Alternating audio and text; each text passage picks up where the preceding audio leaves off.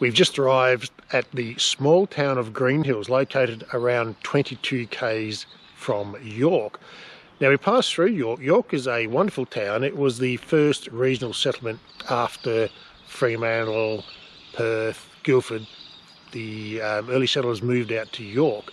There's actually a free camp at York and we stopped there on the way in. It was quite busy. We're just passing through York, which is a really pretty little town, and they've got a 24-hour RV stop that we've just popped past, and it's full actually, right on the river and right near the suspension bridge and near coffee shop, so great little spot. And so we kept on going, and here we are at Greenhills.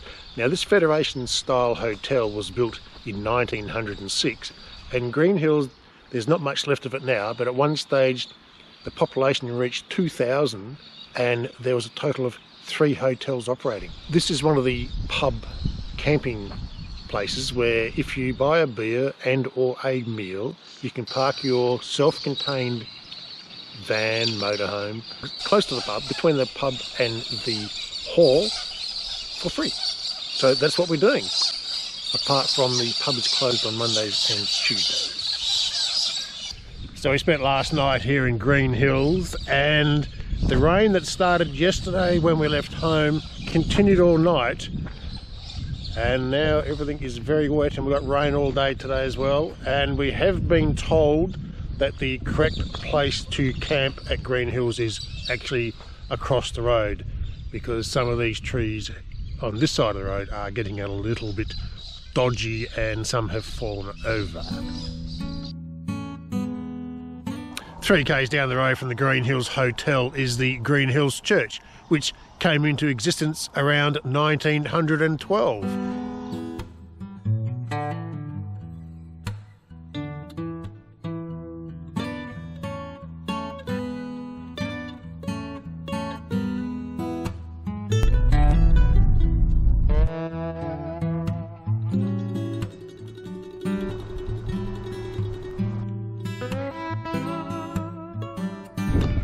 This is Toapin Weir, just north of Kwolyn.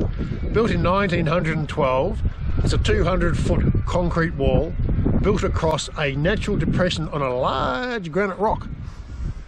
It's capable of holding somewhere around 18 million litres of water, which is massive. It's a very large dam. And at the base of the wall is a nice picnic area with barbecues, tables, chairs and shelters. It's a great little spot. This is a large granite rock, and they use them for water catchment. And they do that by placing low rock walls around the base of the rock to deflect the water into the dam or into the well or wherever they want it to go.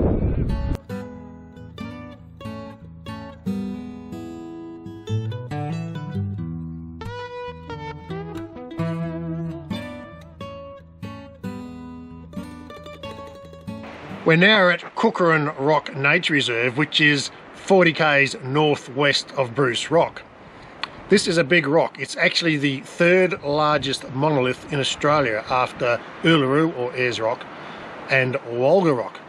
It occupies 9 hectares and stands 122 metres high. On the western side of the rock is a very nice large well. Once again, they put the well at the base of the rock to take advantage of the natural water catchment area. And this well is one of the best I've ever seen. Now, this well would have a diameter of 3 or 4 metres and a depth of, I don't know, maybe 10 metres. It is a beauty.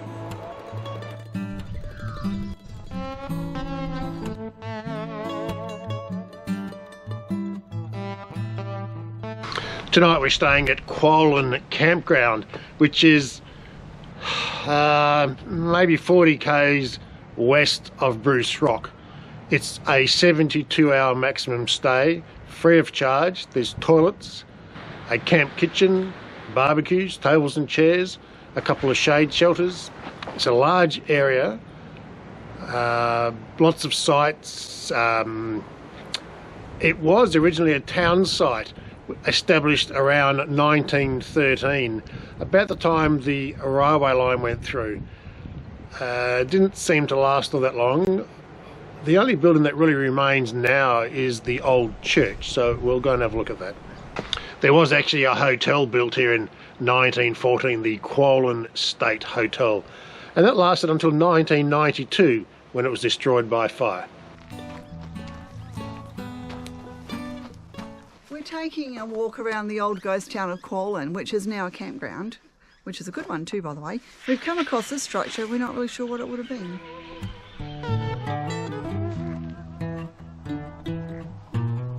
Right, it appears we came in from the back and we've come to the front where we found a signboard, and this is actually telling us that just here in front were tennis courts, and that building we came across is all that remains of the tennis club rooms from that time. And something that's very distinctive and easy to find is the old Kwolyn Cemetery right here.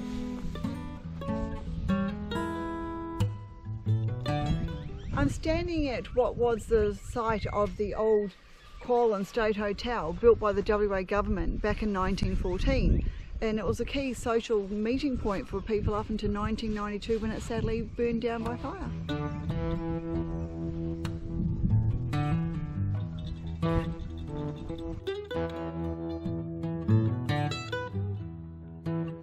We've just found what appears to be, and is actually, the only standing building left in the township of Karolin, which is the Catholic church.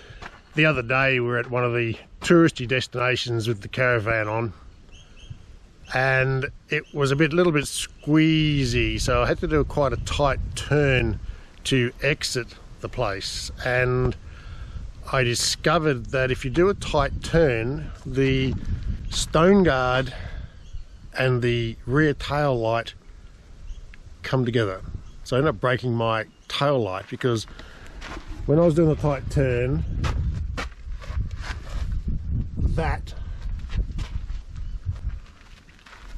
and that collided. So I broke my rear light. So trap for new players. My last van didn't have a stone guard on it, so I got caught out.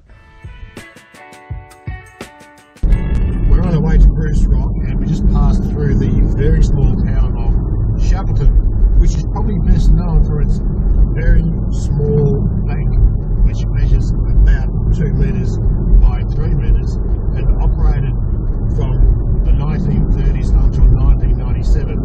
And according to the sign on the door, it still opens on Friday afternoons for an hour or two.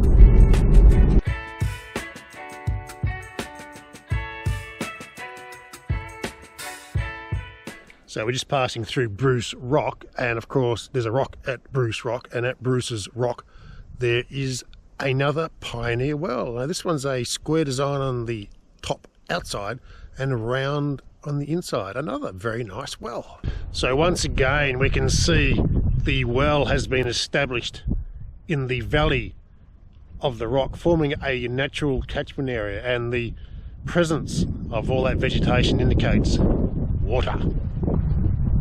It turns out there's the one well here, plus another one over there, and also a very old one over there. So let's take a closer look.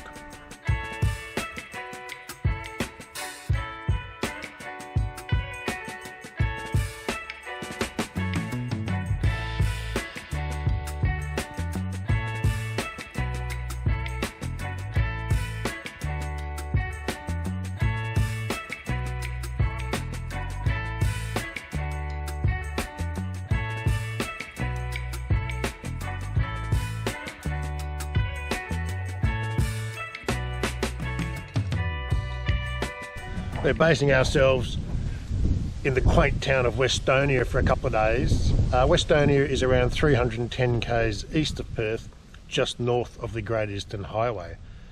Gold was first discovered in Westonia in 1910, and there is still an operational mine working here. There were 2 mines operating by 1915, and by 1917 the population of Westonia had risen to 2,000 people. Now there are a couple of options if you stay in Westonia. There is a caravan park, not all that large, only has about around 15 sites, and if that is full, they have an overflow area at the recreation centre, which is where we're staying, and there's another maybe 10 powered sites here. There is power, water and an ablution block at the recreation centre, and if you'd rather, there is also a 48-hour RV stop just at the northern end of town, adjacent to the old church. So there's plenty of options. The town is not very big, so everything is within walking distance. From here, we are going to visit some granite rocks, some other camping grounds, and one of Hunt's Wells.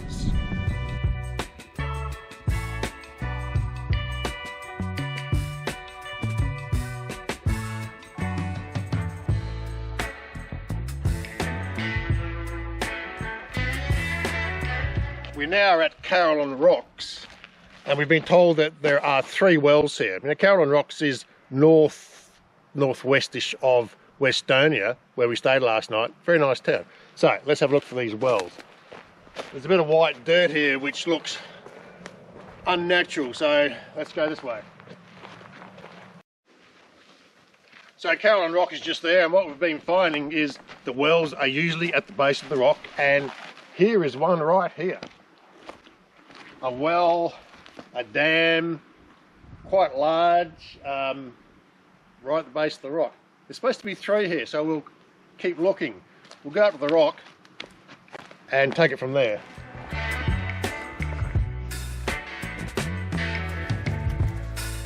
Right, so the water runs down the rock up to the low wall that they have made, and it's steering the water that direction.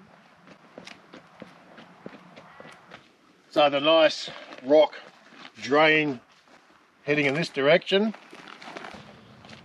So, oh look, here's a magnificent well. This is an absolute beauty.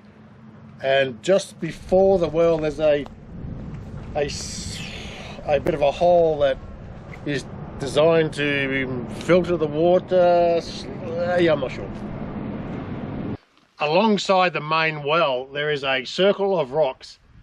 Now, my guess, it was a tank stand. It could be a filled-in well, but I doubt it very much unless someone tried really hard to fill it in.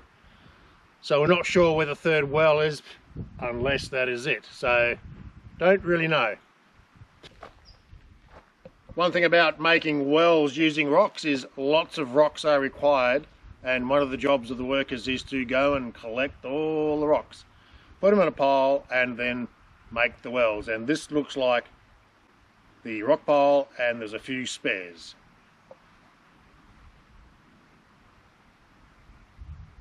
We've walked up the rock, and here's a standard survey mark. It is Jackson 18. The survey marks have the name of the 250,000 map sheet, so we'd be on the Jackson map sheet here, and that was Jackson 18. Back in the early days, the explorers and surveyors favoured hills and rocks, easy to find, and you can sight from one hill to the next, do some angles, triangulation, create a map, but we won't go into that.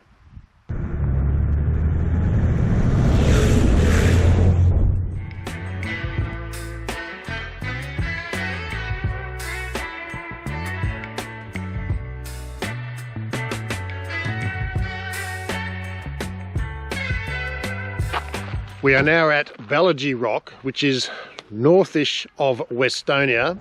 It's a free campground, massive big granite rock. Lots of places to camp. There is one toilet and a supply of non-potable water in a tank on the edge of a lake. Great spot. I hate big rocks and I cannot lie. We just got to the top of Baladjie Rock. Behind me is some kind of a salt lake, and it's a very popular camping ground with lots of campers coming in free, some non-potable water but a dunny. A great spot and amazing view, and this is one big rock.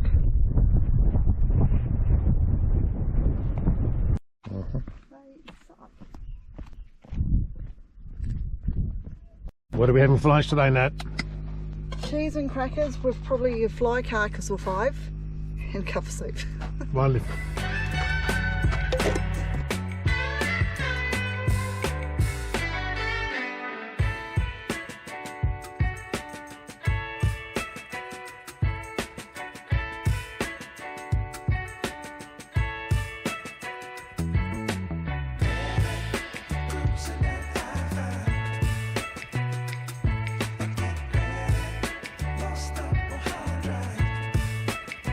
Well, this is Boodalin Soak, or now Boodalin Well, about 5 k's west of Westonia. One of the wells established by Charles Hunt in the 1860s. He was engaged by the government at the time. He was a surveyor explorer, and his job was to establish a path with strategically placed water between York and Hampton Plains, or the Kalgoorlie area. And this is well number 10. He established around 23 of these wells, soaks or water holes, and it became the main path for the early explorers, travellers, prospectors, sandalwood hunters, and serviced the gold rush days amazingly well.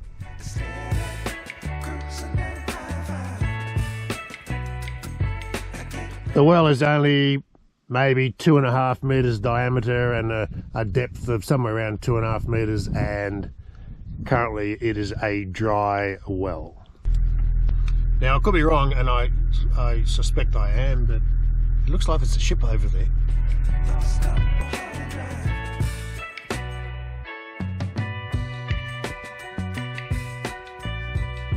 Well, thanks for watching. I hope you enjoyed the show, and please like, share and subscribe.